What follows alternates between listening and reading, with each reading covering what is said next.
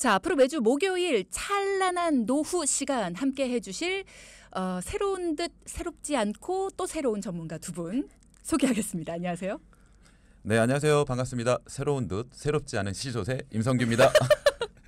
네, 안녕하세요. 동키분들이 그리워 찬란하게 다시 돌아온 아르키오테릭스 네? 이명훈입니다. 자, 그럼 오늘 첫날입니다. 노후 대비에 대해서 어떤 이야기를 좀 나눠볼까 싶은데 어떤 주제 준비해 주셨습니까? 네, 목요일이 찬란한 노후 시간이잖아요. 그렇습니다. 그래서 오늘은 저희가 주제에 좀 걸맞게 남부럽지 않은 내 연금 응답하라 내 노후라는 주제로 저희가 이야기를 좀 시작해 보려고 해요. 응답하라 시리즈인가요? 네네. 네. 그 이유는 제가 그 드라마 중 그 응답하라 1988 많이 굉장히, 올라가네요. 예, 네. 굉장히 재미있고 또 인상 깊게 봤었는데 네. 그 이유 중에 좀 몇 가지 있지만 첫 번째는 그 성동일 배우 등 그 배우들이 좀 나왔었는데 그때 부모님들로 나왔던 세대가 1988년 그러니까 당시 대한민국을 지탱했던 40대 중반의 그쵸. 이야기예요. 그분들이 1차 베이버 세대라고 저희가 이야기를 하고 있거든요. 그래서 그 부분이 조금 인상 깊었고 두 번째는 또 덕선이 등 뭐 자녀들로 나왔었던 세대 90학번이라고 하죠. 그렇죠. 예, 그분들이 71년생으로 2차 베이버 세대예요. 그러다 보니까 저희가 준비하는 찬란한 노후와 좀 맞는 이야기인 것 같아서 그렇게 지금 준비를 했습니다. 저희가. 그러니까 베이비 부머 세대들의 이야기를 오늘 준비했다. 이렇게 보면 되는 건가요? 네, 맞습니다. 저희가 그 응답하라 1988 이야기를 꺼낸 이유가 오늘의 주제가 노후잖아요. 근데 이 두 세대의 노후 이야기가 포함되어 있는 내용이거든요. 네. 이미 그 덕선이 아버지 성동일 씨 세대는 1차 베이비 부머 세대라서 은퇴를 하기 시작을 했고요. 그렇죠. 2차 베이비 부머 세대인 수많은 덕선이들은 지금 40대 후반에서 50대 초반입니다. 초중반입니다. 드라마 속 성동일 씨 나이가 지금 되어서 지금의 동키분들이 아마 그 중심 세대일 것 같은데 그렇죠. 네. 근데 쭈리 그 드라마 속 성동일 씨 세대와 현재 덕선이 세대를 비교했을 때 뭐가 가장 크게 바뀌었을까요? 많은 게 달라졌죠. 일단은 집값이 제일 많이 달라졌고요. 네. 그리고 또 뭐 일단은 아이를 낳지 않으려는 그런 것도 많이 달라졌고 그 당시랑 지금이랑 뭐 달라진 것들을 꼽자면 밤새야죠. 많은 것들이 달라졌습니다. 네. 맞아요. 그러니까 굉장히 많은 것들이 변했는데 제가 봤을 때 가장 큰 변화는 은퇴. 노후 아닌가 싶어요. 노후. 네네. 왜냐하면 드라마 속 그 덕선이 아버지의 경우에는 그 성동일 씨가 은행 만년 대리로 명예퇴직을 하게 됐잖아요. 예, 그때 그 두 딸을 시집을 보내야 되는데 시집을 보내야 되는 자금이 준비가 안 되어 있어서 이제 고민을 많이 하는 모습들도 보게 됐고, 네. 근데 그때 시대의 아버지 분들은 대부분 그랬던 것 같아요. 뭐 재테크나 노후 준비보다는 자녀들을 키우는데. 그렇지. 예, 아마 더 큰 시간과 맞아요. 돈을 쓰지 않았나 싶습니다. 그러다 보니까 정작 중요한 본인들에 대한 노후 준비라든가 이런 부분들은 준비할 수가 없이 자녀들에게 좀 기대는 그런 상황이었었던 것 같아요. 그게 아마도 노후 준비에 대한 부분들이 크게 부각되지 않았었기 때문에 그렇지 않았나 싶어요. 그렇죠. 네. 그런데 좀 세상이 지금 아까 주디가 말씀하신 것처럼 정말 많이 바뀌었어요. 금리도 바뀌고 경제 환경도 바뀌고 맞아요. 뭐 집값도 너무 많이 오르고 근데 그 수많은 덕선이 응팔 세대는 부모를 부양하는 마지막 세대가 되었고요. 자녀들에게 봉양을 받지 못하는 첫 세대가 되었습니다. 아마 주디나 저희들이나 또 PD님 여기 계신 PD님도 아마 공감을 정말 많이 하실 것 같은데 자식들에게 봉양을 받지 못하는 이 덕선이 세대는 일단 자식이 없습니다. 우리가. 네. 죄송합니다. 미안해요. 실수했군요. 네. 이 수많은 덕선이 세대는 그 수많은 동키분들이 직장과 자녀 결혼도 걱정을 해야 되는 세대이긴 한데 무엇보다도 100세 시대를 맞아서 자신의 노후를 걱정해야 되는 그런 첫 세대가 된 거죠. 그렇죠. 동키분들 좀 공감하는 분들도 많으실 텐데 그 주리는 은퇴 후 얼마 정도의 생활비가 필요하면 이 안전한 또는 든든한 노후를 보낼 수 있을 거라 좀 생각하세요? 일단은 노후가 되기 전에 돈을 모아놓지 만약에 못한다. 그러니까 내가 지금처럼 씀씀이를 한다. 잠깐만 얼마가 필요한 거야? 그래도 좀 아끼고 아낀다라고 하면 그래도 월 250 정도는 필요하지 않을까요? 그 정도는 저희가 이제 코로나 이전 정도 수준이다라고 이야기를 해요. 한 250 정도는. 그래요? 네. 지금은요? 지금은 이제 2023년도 조사에 따르면 가구당 적정 생활비는 259만 원. 왜? 예. 그리고 최소 생활비가 251만 원이라고. 제가 말한 게 예, 최소네요. 그렇죠. 어떡해. 예. 그런데 이제 369만 원, 뭐 369 같네요. 아, 네. 369만 원의 적정 생활비는 에이, 시조새. 특별한 질병 등이 없는 응. 상황일 때 우리가 쓸 수 있는 생활비다라고 보시면 돼요. 아픈데 그래서 없을 때. 표준적인 생활 비용이라는 전제하에 나온 금액이기 때문에 말 그대로 아프면 생활이 안 될 수도 있다. 그렇기 때문에 우리가 노후 준비가 굉장히 그래서 중요하다라는 항상 메시지를 좀 전달해드리고 있는 거죠. 저는 250만 원 정도가 물론 적게 잡은 거긴 한데 뭐 내가 낭비하면서 살지 않으면 그래도 250만 원 정도면 그래도 조금은 즐기면서 살 수 있지 않을까라는 생각을 했는데 이게 최소. 그러니까 내가 만약에 혹시라도 아픈 곳이라도 있으면 절대 이 돈으로는 안 돼. 이 말이잖아요. 네, 맞아요. 제가 듣기에는 그 여가 생활비, 그다음에 병원비, 또 1년에 한 번 정도는 해외 여행을 좀 다녀오고 싶다. 그럴 경우에는 한 월 500 정도는 있어야 안심이지 않을까 싶은데요. 그런데 현재 덕선이 세대인 40대에서 50대는 소득이 가장 많은 시기이기도 합니다. 하지만 주택 마련, 자녀 교육 등으로 소비가 굉장히 집중되는 시기이기도 해요. 그렇죠. 따라서 저축 여력도 만만치 않은데 이 저축도 은퇴 목적의 저축이 아닌 경우가 굉장히 많습니다. 연금과 같은 목적이 있는 노후 준비가 정말 필수인 시대가 되었어요. 최근에 뉴스 기사 중에서 그런 게 있었어요. 중산층 10명 중 4명이 노후에는 빈곤층으로 전락할 수 있다. 기사가 그렇게 나왔다는 거는 실제로 사람들이 그렇게 느끼고 있고 실제 통계를 봐도 그렇다라는 얘기잖아요. 그래서 그런 이야기도 많이 나와요. 노후 파산. 네, 그래서 그 기사들이 나오는 이유가 노후 파산이라는 이야기가 뭐냐면 노후 준비가 되어 있지 않기 때문에 정말 잘못하면 정말 심각한 상황들이 발생할 수도 있다. 이제 이런 메시지가 계속 나오는 이유도 네. 우리 스스로가 준비하지 않으면 기나긴 나의 노후가 행복보다는 약간의 좀 불안한 삶으로 갈 수가 있기 때문에 그 부분들에 대해서 조금 더 심각하게 받아들이고 준비를 해야 하지 않을까라는 생각을 그렇죠. 하고 있고요. 네. 그래서 경제활동이 왕성한 40대에서 50대이거나 은퇴를 앞둔 60대들은 다음 세 가지를 꼭 좀 준비하셔서 노후 준비를 하셨으면 좋겠어요. 이제 드디어 솔루션이 나오는군요. 저 네. 지금 계속 불안감만 가중되고 있었거든요. 그래서요. 저희도 네. 불안감만 드리고 있어서 조금 그랬는데 그 첫 번째는 소비와 저축의 균형입니다. 가정의 소득 수준 내에서 현재의 소비와 미래를 위한 저축을 어떻게 배분할 것인지를 결정하셔야 되고요. 자신이 생각한 노후 생활비를 산정해서 저축 비율을 결정을 해야 되고 그거에 맞춰서 또 우리 개인연금, 국민연금, 퇴직연금 등 이런 부분들로 어떻게 얼마를 준비할 수 있는지를 결정을 해놓으셔야지만 우리가 기대하는 노후 생활이 되지 않을까 싶습니다. 그렇죠. 지금의 패턴 그대로 매달 생활을 하면 절대 안 된다는 거예요. 그러니까 지금도 물론 내가 허리띠 조일 만큼 조이고 있어. 나 지금 쓸 것만 써라고 생각하실 수도 있지만 가만히 생각하고 곰곰이 고민을 해보면 내가 지금 뭐 아낄 수 있는 부분이 있고 없고를 떠나서 나중에 필요한 돈이 분명히 있단 말이에요. 그럼 그 돈을 먼저 생각을 해보시라는 겁니다. 내 나중에 은퇴 생활비의 수준을 먼저 생각해보고 그걸 위해서 내가 필요한 돈이 있다면 지금 어떻게 해서든 마련을 해놔야 된다는 거예요. 내가 나중에 노후가 안 올 수 있는 방법이 있는 게 아니잖아요. 반드시 온단 말이죠. 그럼 그걸 어떻게든 마련을 해야 된다는 겁니다. 마련하는 방법은 이제부터 이제 두 분이 주실 거예요. 네, 두 번째는 네. 갑자기 들어가게 되는데 네, 두 번째는 자산의 균형입니다. 네. 우리나라 그 개인 자산 중 부동산 자산의 비율이 한 73% 이상이에요. 너무 높은데 이 부분도 좀 떨어지다가 코로나 이후에 더 많이 오르는 상태입니다. 네.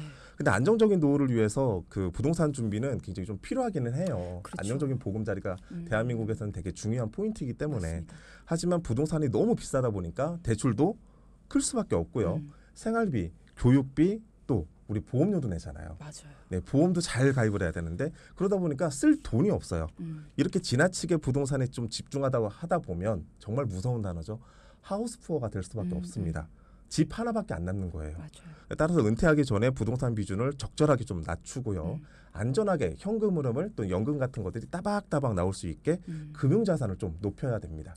근데 우리가 지금 하는 얘기들이 우리가 소위 대박, 인생 역전 이걸 위해선 부동산밖에 길이 없어. 이런 생각들을 많이 하잖아요. 그러다 보니까 이제 또 부동산의 비중들을 자꾸 높이고 부동산에 집중하고 이런 것들이 이제 생겨나는 건데 방금 말씀하신 것처럼 너무 여기에만 집중을 하다 보면 하우스푸어가 될 수 있다. 현금 흐름이 안전하게 돌아갈 수 있도록 금융자산을 만들어야 된다. 이렇게 말씀을 해주셨습니다. 그래서 적절한 비중들을 만들어야 된다라는 거고요. 자, 세 번째는요. 셋째는 금융자산의 성격에 대한 균형을 맞춰라입니다.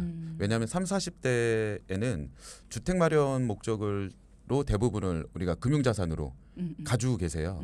그러다 보니까 노후를 위한 연금자산이 그렇게 많지가 않거든요. 그쵸. 그러다 보면 우리가 퇴직 후에 보면 주택 하나만 남아있는 경우가 대부분일 수도 있어요. 그런데 그마저도 우리가 대출을 껴있다면 원금과 이자를 내야 되는 또 맞아요. 부담이 될 수도 있거든요. 빚이 남게 되죠. 네, 그렇기 때문에 노후를 위해서라도 우리가 금융자산에 대한 그 연금자산에 대한 비중을 조금 높여주셔야 되지 않을까 싶습니다. 일단은 우리가 알고 있었던 혹은 잊고 있었던 부분들을 세심하게 두 분이 짚어주셨어요. 근데 금융상품이라는 것도 계속 달라지고 제도도 바뀌잖아요. 개인이 알아서 준비하기에는 너무나 힘든 일이거든요. 이제 두 분이 도와주셔야 될 부분이 이제 이 부분이 아닐까 싶어요. 네, 그래서 전문가가 이제 필요한 부분들인데요. 그렇죠. 그래서 어렵지 않습니다. 어렵지 않기 때문에 요 부분만 잘 따라 하신다라고 한다면 지금 걱정하는 것들이 하나씩 풀려나가지 않을까 싶어요. 제가 지금 사회초년생부터 퇴직을 앞두신 분들까지 대상으로 해서 강의를 꾸준히 하면서 꼭 부탁드리는 단어가 있어요. 뭐요? 그게 바로 3355 원칙입니다. 모이라는 건가요? 예, 335. 모여라. 네, 3355 원칙은 어떤 거냐면 네. 은퇴 준비는 사회초년생인 30대부터 시작해라. 이고요. 그리고 부동산을 포함해서 전체 자산의 30% 이상은 연금 자산으로 준비를 하셔라. 라고 말씀드리고 있고 또 은퇴 전 총 자산 중에 50% 이상이 금융 자산이 돼야 된다. 그래야지만 우리가 원하는 안락한 노후를 맞이할 수가 있다라고 이렇게 이야기를 해드리고 있어요. 그러기 위해서는 국민연금, 퇴직연금 등을 포함해서 50% 정도는 개인연금까지 해서 우리가 연금 자산으로 만들어 주셔야 된다라고 말씀을 드려서 3355라는 원칙을 말씀드리고 있습니다. 일단 3355 기억하기 굉장히 쉽습니다. 근데 나는 이미 늦었어라고 생각할 만한 것들이 좀 많을 것 같아요. 지금 딱 듣는 순간에 그래 30대들을 모아놓고 이제 그렇죠. 강의를 만약에 하신다라고 하면 그렇지 지금부터 시작해야 돼. 오케이 3 오케이 3 오케이 5 오케이 5 다 되는데 만약에 연세가 조금 있으신 분들을 이렇게 모셔놓고 진행을 하시면 나 늦었는데? 나 이거 안 되는데? 이렇게 되는 경우가 많을 것 같거든요. 그래서 노후를 위해 50% 저축을 해라. 이것부터가 일단은 너무 큰 비중이 아닐까. 절망하시는 분들도 있으실 것 같아요. 이 얘기 듣고.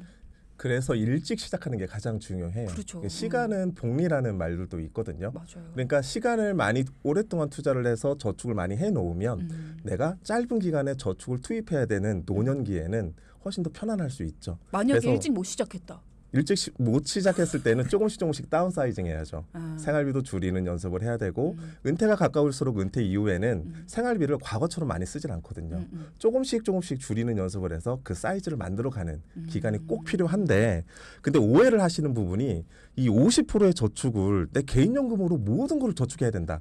그런 말은 아니에요. 그렇죠. 네. 왜냐하면 내가 쓸 돈이 얼마나 많은데 50%를 다 노후 목적으로 저축을 하겠어요. 안 되죠. 우리 주디 50% 저축 못 하시잖아요. 과소비가 심해서. 갑자기 네, 그래서 어렵기 때문에. 가성비라뇨.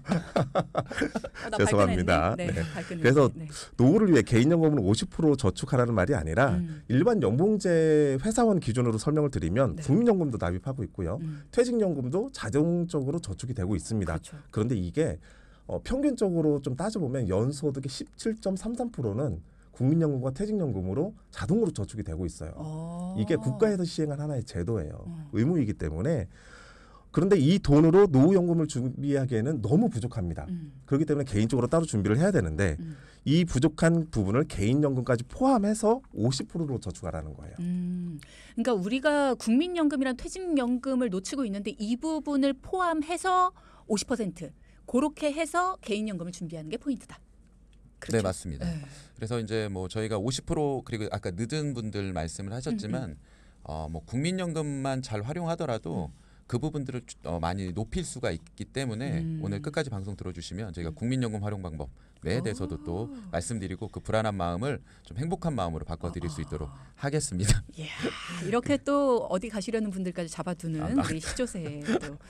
그리고 또 이제 중요한 게 뭐냐면 앞에서 말씀드린 것처럼 세 가지 균형점을 좀 잘 감안하셔서 준비를 하셔야 되는데 만약 65세에 노후 자산을 10억 정도 가지고 있다라고 우리가 감안하고 목표를 잡고 있다라고 한다라면 네. 일단은 부동산이 약 5억 정도 비중으로 보면 그다음에 나머지는 금융자산으로 5억 정도 예, 준비를 하시면 좋을 것 같은데 이 중에 연금 자산이 최소한 2억 5천 정도 이상이 되도록 준비를 해야 된다라는 말씀을 계속 드리고 있는 거거든요.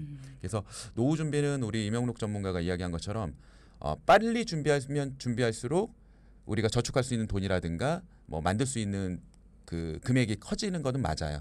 하지만 늦었다고 해서 또 포기해서도 안 되는 거잖아요. 우리의 노후를 준비해야 되기 때문에. 그렇죠. 그래서 우리가 노후 준비를 하실 때는 그래서 3층 구조, 요즘 이제 4층 구조라는 이야기도 있거든요. 주택연금까지 해서. 그래서 그 부분들만 잘 우리가 활용을 하고 준비한다라면 우리가 생각한 노후는 훨씬 더 찬란할 것으로 생각됩니다. 네. 자, 이번에는 두 분의 도움 받으신 분의 이야기를 들어볼 텐데요. 오늘은 방송에 맞게 사연을 한번 재구성해봤습니다. 사연 만나볼까요? 안녕하세요. 저는 수원에 사는 40대 후반의 주부입니다. 저희 가족들이나 주변 지인들이 대부분 공무원이에요. 그렇다 보니까 안정적인 연금이 준비된 공무원분들 보면 괜히 부러워지더라고요. 자기야, 나도 이번에 공무원 시험에 도전해볼까? 갑자기 무슨 시험을 본다고 그래? 아니, 공무원 되면 나중에 연금도 많이 받고 그런 거 아니야? 몇 년 동안 준비해서 합격을 해도 정년까지 얼마 안 남잖아. 공무원 연금도 얼마 안 될 것 같은데. 뭐? 내가 뭘 또 그렇게 나이가 많다 그래. 아휴, 그래. 진즉에 내가 공무원 남편 만나는 게 빠르긴 하겠다. 이번 생은 틀렸네. 에이그, 다음 별 생이나 생각을 다 가능해. 하네. 다음 생이나. 괜한 생각 말고 우리 형편에 맞게 노후 준비나 하자. 이러는 겁니다. 물론 저희 남편도 나중에 국민연금, 퇴직연금이 나오긴 하죠. 그치만 이것만 가지고 노후에 우리 부부 생활이 될지 걱정도 되고요. 그래서 한 말인데 꼭 그걸 그렇게 받아쳐야 된답니까? 모은다고 모으고 아낀다고 아끼곤 있는데 애들 교육비에 대출 상환하는 돈에 보험료까지 내면 빠듯하거든요. 혹시 저희 부부도 공무원 부럽지 않은 연금 준비가 가능할까요? 자, 남편의 은퇴 후 노후가 걱정이다라고 하시는 40대 후반의 주부님 사연이었습니다. 사실 공무원 연금 이야기를 듣고 나면 내 연금이 좀 초라해 보이긴 하죠. 예, 그러다 보니까 좀 부럽기도 하고, 그래서 내 연금도, 우리 부부 연금도 공무원 연금 부럽지 않게 준비가 될까요? 라는 고민을 안고 오셨는데 두 분이 직접 만나고 오셨잖아요. 네, 맞습니다. 오늘 그 사연 주신 분의 경우에는 30대까지는 맞벌이를 했었어요. 그러다가 아내분께서 40세 때 이제 은퇴를 하게 된 거예요. 퇴직을. 조금 힘든 부분들이 있어서 그러다 보니까 맞벌이 하다가 외벌이로 돌아서니까 소득이 힘들죠. 줄어들잖아요. 그런데 소득이 줄어들면 지출도 줄어들어야 되는데 안 그렇죠. 그렇지 않잖아요. 네. 그러니까 아이들 키우고 교육시키고 말씀하신 것처럼 뭐 대출 원금과 이자 갚고 보험료 내고 이러다 보니까 생활이 너무 힘든 거예요.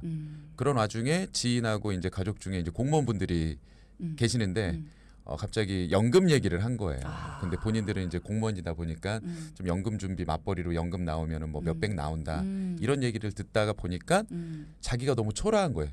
자기는 지금 준비가 안 되어 있는 상태에서 또 그렇지. 일도 그만둔 상태이다 그렇죠, 보니까 그렇죠. 국민연금 납부도 지금 안 되고 있는 상황이라는 생각에 내 연금 준비는 어떻게 하지라고 하는 생각에 불안감이 확 오셨었나 보더라고요. 예, 그렇게 해서 이제 저희를 상담을 신청하게 되셨는데 그 전에 그래서 책도 보고 인터넷도 보고 하신 거예요. 그런데 나름 혼자서 공부를- 방법을 찾기가 어. 너무 어려웠었다고. 어렵지. 그러면서 저희에게 이 어려운 상황을 좀 도와달라 이렇게 상담을 신청해서 저희가 도움드리게 된 사연입니다. 제가 프리랜서잖아요. 전 퇴직연금도 없단 말이에요. 최근에 공무원 분들이랑 대화를 할 기회가 있었는데요. 그분들은 꼭 그런 얘기한다. 아우, 예전에 비해서 줄었어 우리도. 맞아요. 그죠? 예. 아, 화나. 맞벌이에서 외벌이가 됐습니다. 부담이 당연히 되죠. 노후를 위한 저축도 한계가 있고 나는 왜 이럴까? 나는 어떻게 준비해야 될까? 막막하실 것 같아요. 네, 아무래도 그렇죠.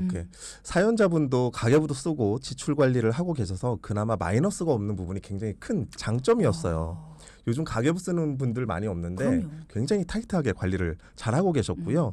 근데 재무 상담을 하기 위해서는 가장 먼저 소득과 지출을 파악하는 게 가장 중요하거든요. 네. 이 가정의 경우에는 소득은 약 외벌이 가정으로 550만 원 정도 되었고요. 지출은 교육비를 포함한 생활비가 약 400만 원 정도.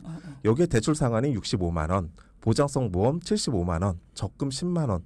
정말 수입에 맞춰 타이트한 현금 흐름을 유지하고 계셨습니다. 가계부를 쓰신다고 해서 그런가 진짜 빈틈이 없어요. 맞아요. 네, 그런데 이제 우리가 가계부를 쓰면서 빈틈이 없기는 한데 저축 여력이 너무 떨어진다라는 거죠.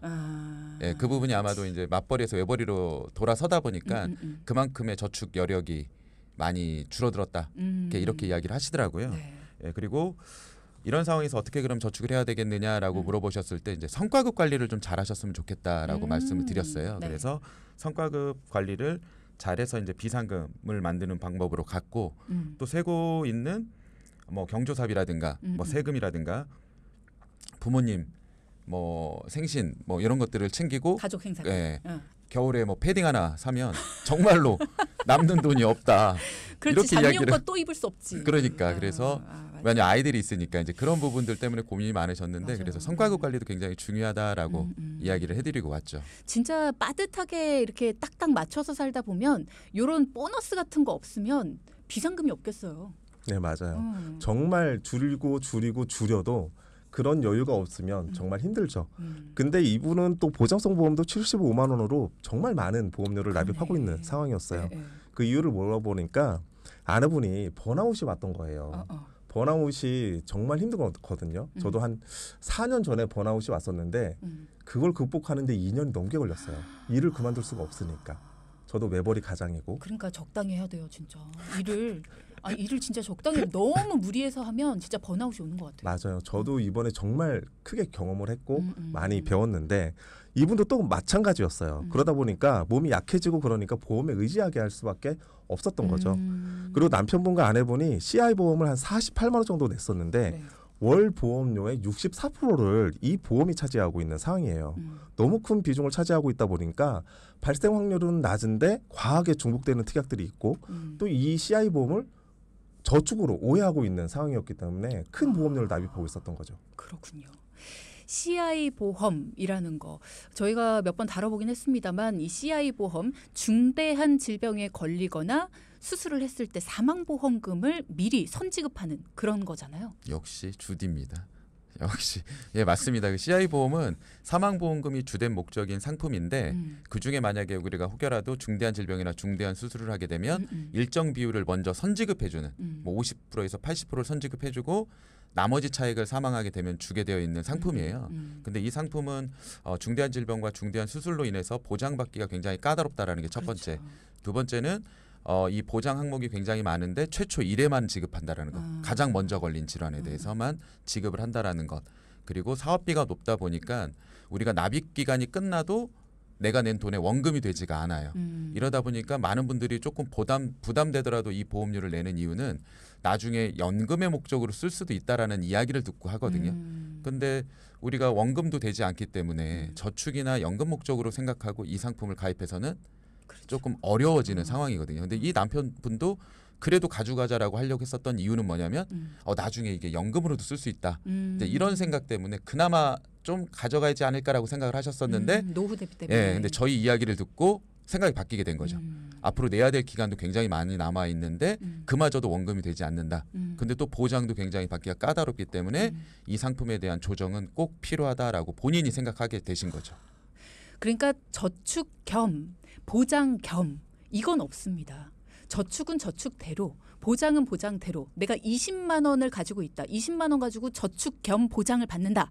이렇게 하면 두 마리 토끼를 다 놓칠 수 있어요. 차라리 10만 원은 보장, 10만 원은 저축. 이렇게 하면 둘 다 잡을 수 있는 방법이 전문가에게 있습니다. 그러니까 여러분도 적은 돈으로 하느니 차라리 큰 돈으로 둘 다 보장받는 게 낫지 않을까? 이건 아닙니다. 그러니까 여러분도 혹시라도 내가 그렇게 하고 있는 게 있다면 한번 점검을 받아보시면 좋을 것 같습니다. 네, 맞습니다. 주디 굉장히 멘트가 역시 전문가 다 된 멘트예요. 굉장히 잘하시네요. 그리고 고맙습니다. 이분들이 어색한데요? 왜 이렇게 고맙습니다. 어색하죠? 멘트를 너무 잘해서 고맙습니다. 개천절 어디 써 있어요? 계속 이어져 나가면 이분들 또 갱신형 보험들도 2건씩이나 있었어요. 근데 보험료는 월 13만 원 정도 됐는데 이 동키분들도 아시는 것처럼 이게 갱신형 보험은 10년이면 10년, 20년이면 20년 이렇게 만기가 되면 보험료를 재산정해서 나이를 먹으면 당연히 보험료를 다시 인상해서 납부를 할 수밖에 없는 상품들이거든요. 근데 이 보험들이 아무리 좋아도 90세, 100세까지 내가 유지를 한다면 비갱신보다 더 많은 보험료를 몇 배의 보험료를 납입하게 되는 게 이 갱신형 보험입니다. 그래서 이 부분도 좀 과감하게 정리하기로 했습니다. 네. 물론 갱신형 보험이 늘 안 좋다라고 할 수는 없습니다. 누군가에게는 상황에 따라 좋을 수도 있지만 대부분의 경우에는 갱신형 보험만 있다면 이게 평생 동안 나한테 좀 짐이 될 수도 있다. 불필요할 수도 있다라는 거 기억하시면 좋겠네요. 네, 맞습니다. 그래서 점검이 굉장히 중요하고요. 마지막으로는 이제 자녀들 보험이었는데 자녀들 보험은 태아때 가입을 해가지고 만기를 좀 짧게 했더라고요. 예, 그래서 만기가 짧으면 또 그 나이가 되면 새로 가입해야 되는 부담이 생기기 때문에 현 시점에서 정리를 해서 우리 90세 만기, 100세 만기로 가는 거를 저희가 도와드렸고요. 다행인 것은 기존의 그 전환실손 의료비라든가 운전자 보험은 잘 되어 있더라고요. 그래서 그 2건은 유지를 하는 걸로 갔고 나머지 부족한 부분들은 90세 만기 비갱신으로 암, 뇌혈관, 심혈관, 후유장애 이런 부분들을 보완을 했고요. 근데 아직 남편분이 그 아이들이 젊기 때문에 사망보험금이 필요했었거든요. 그래서 정기보험을 65세 만기로 이렇게 보완을 해드렸더니 총 보험료가 75만 원에서 3인 가족이 이제 52만 원으로 보험료가 줄어들었어요. 네. 그렇게 되게 되면은 줄어드는 보험료가 약 23만 원 정도 줄어들기 때문에 저희가 생활비 줄인 20만 원과 요거 23만 원까지 하면 43만 원을 저희가 저축할 수 있는 여력으로 만들어드렸다라고 보시면 좋을 것 같습니다. 그러네요. 불필요한 보험료를 줄인 건 좋은데 생각보다 과감한 결정을 하셨어요. 네, 보험은 가입 후 해지하면 손실이기 때문에 그렇죠. 정말 신중하게 결정을 하셔야 되거든요. 근데 사연자분 이 부분은 현재 현재 상품을 유지하는데 더 큰 손해로 이어질 수 있는 상황이었어요. 그렇기 때문에 과감한 결정을 하셨고요. 이렇게 생활비 조정으로 20만 원, 보험료 조정으로 23만 원, 43만 원의 여유 자금을 확보해서 이것을 부족한 노후 자금으로 활용하기로 했습니다. 네. 그래서 첫 번째로는 아내분의 중단된 국민연금이 있다고 말씀을 드렸는데 이 국민연금을 추납 제도를 활용해서 계속 납부를 하기로 했습니다. 근데 이 비용이 만만치 않고 또 몇 년 동안 밀린 금액이기 때문에 금액이 컸어요. 다행히 해약환급금이 그 비중을 대체할 수 있었기 때문에 네네네. 추납 제도를 활용해서 그 밀린 국민연금 보험료를 다 납부를 했고요. 다행이네요. 네, 근데 추환합 제도는 국민연금 그 가입 뒤에 보험료를 안 냈고 밀린 보험료를 한꺼번에 낼 수 있는 제도거든요. 추납을 할 수 있는 분들은 추납하시는 게 국민연금 수령액을 높이는 방법이기 때문에 꼭 활용하시기 바랍니다. 네. 이렇게 추납을 하고 국민연금을 지역가입으로 계속 9만 원을 이제 납부하게 되면은 65세 시점에 아내분께서 연금을 수령하게 되면은 약 81만 원 정도가 수령하게 될 예상인데 이제 이것도 계속 물가를 반영해주기 때문에 금액은 매년 한 번씩 그렇죠. 체크해보면 좋을 것 같아요. 그리고 남편분의 경우에는 정년 후 65세부터 국민연금을 수령한다고 가정을 해보니까 약 173만 원 정도 이렇게 되면 부부연금으로 약 254만 원 정도로 올라가게 되는 거예요. 네. 그리고 이제 남편분께서는 직장생활을 하고 있기 때문에 퇴직 연금이 나올 텐데 중간에 퇴직금을 한번 정산 받으셨더라고요. 그래서 아직 금액은 그렇게 크지는 않지만 그렇더라도 우리가 65세부터 20년간 퇴직연금을 받는다고 가정하면 매월 약 54만 원 정도를 수령하실 수가 있게 되더라고요. 그렇게 된다라면 우리 그 국민연금하고 퇴직연금 합산해 보니까 월 308만 원 정도가 그러네요. 되는 거예요. 그렇게 되면 저희가 2부에서 말씀드렸었던 것처럼 최소 생활비 보다 조금은 넘지만 적정 생활비보다는 조금 낮아요. 그렇죠. 예, 그런 부분들은 향후 직장 생활을 하시거나 이럴 때가 되면 개인 연금으로 아마 어느 정도 보완을 한다면 그렇죠. 조금 저희가 더. 말씀드렸던 적정 생활비까지는 끌어올릴 수 있는 찬란한 노후를 마련할 수 있지 않을까 싶습니다. 일단은 지금 문자창을 통해서 제가 국민연금을 중간중간 못 낸 부분이 있습니다라고 하시는 분들이 좀 있으시거든요. 네네. 그러면 국민연금을 못 내셨던 분들은 무조건 내시는 게 유리한 건가요? 어때요? 국민연금을 중간에 못 냈었다라고 한 것을 우리가 다시 내는 게 좋냐 안 좋냐 많은 질문들을 해주세요. 근데 제가 봤을 때 개인연금으로 준비하는 것보다는 국민연금 미납 금액을 차라리 분할 납부도 가능하거든요. 일시 납부도 가능하고 60개월 분할 납부도 가능하기 때문에 부담스럽지 않다라고 한다면 개인연금보다는 국민연금을 먼저 저는 못 낸 것을 납부하는 게 훨씬 더 좋지 않을까라고 생각하는 전문가 중에 한 명이고요. 예, 국민연금에 뭐 고갈된다 없어진다 이런 이야기들 때문에 많은 분들이 고민하시는데 예, 그런 부분들은 좀 전문가하고 이야기 나눠보신 후에 예, 국민연금을 추납하면 예, 더 도움되지 않을까 싶습니다. 국민연금을 활용할 수 있는 방법, 오늘 추납제도에 대해서도 알려주셨는데 또 활용할 수 있는 방법이 있을까요? 국민연금? 네, 국민연금 같은 경우에는 미리 연금을 땡겨서 받을 수도 있고요. 그다음에 연금을 늦춰서 받을 수도 있습니다. 그럴 경우에는 연금을 좀 연장해서 늦게 받을 경우에는 연금액이 더 상한대요. 그래서 더 높은 연금액을 받을 수 있고요. 네. 대신 그럴 경우에는 내가 연금 받는 기간이 짧아질 수도 있어요. 내가 일찍 사망하게 되면. 그러니까 그렇기 때문에 그런 부분은 진짜 전문가와 함께 상담을 하고 결정을 하셔야지 잘못하면 내가 생각했던 것보다 예상했던 것보다 더 적은 연금액을 받고 돌아가실 수도 있습니다. 네. 네, 그런 것들은 좀 팁으로 가져가시면 좋을 것 같은데 네. 근데 여기서 끝나면 너무 아쉽잖아요. 그렇죠. 우리가 부족했던 자금도 더 만들어 드려야 되거든요. 맞아요. 아내분이 300만 원은 너무 적어요. 네, 아내분이 원하시는 거는 공무원 부럽지 않은 연금액인데 너무 부족하기 때문에 여유 있는 노후를 위해서 개인연금을 저희가 추가로 가입을 했습니다. 아내분 명의로 한 40만 원 정도를 12년 납부를 하면 65세 때부터 연금을 종신토록 한 40만 원씩 받을 수 있거든요. 이러면 내가 낸 원금 대비 48%를 최소한의 48% 이상을 연금액으로 더 받을 수 있는 거예요. 수익률도 기간 수익률도 나쁘지 않기 때문에 만족할 수 있는 상품으로 준비해 드렸고요. 네. 이렇게 하면 국민연금, 퇴직연금, 개인연금을 합해서 월 한 348만 원 정도의 현금 흐름을 안정적으로 준비할 수 있게 됩니다. 너무 잘 됐다. 네, 근데 은퇴 시 주택연금까지 고려를 하면 450에서 500만 원까지 받을 수 있는 여력이 있거든요. 네. 부동산 상승하는 거 감안하면 그래서 이 부분까지 감안한다고 하면 국민연금, 퇴직연금, 개인연금, 주택연금까지 하면 정말 공무원, 부부 남부럽지 않은 그런 연금액을 만들어 드렸고 노후의 근육이 튼튼해야 건강하게 생활할 수 있듯이 연금 근육을 좀 키워놔야 든든한 노후를 누릴 수 있다는 말과 함께 응답하라 덕선이 중 한 분이셨던 아내분께 공무원 부럽지 않은 노후 준비를 도와드렸습니다. 네. 오늘 시작 응답하라로 시작해서 응답하라로 잘 마무리해 주셨습니다. 역시 네. 돈키호테 전문가는 다르다라는 생각이 듭니다. 찬란한 노후 팀이잖아요.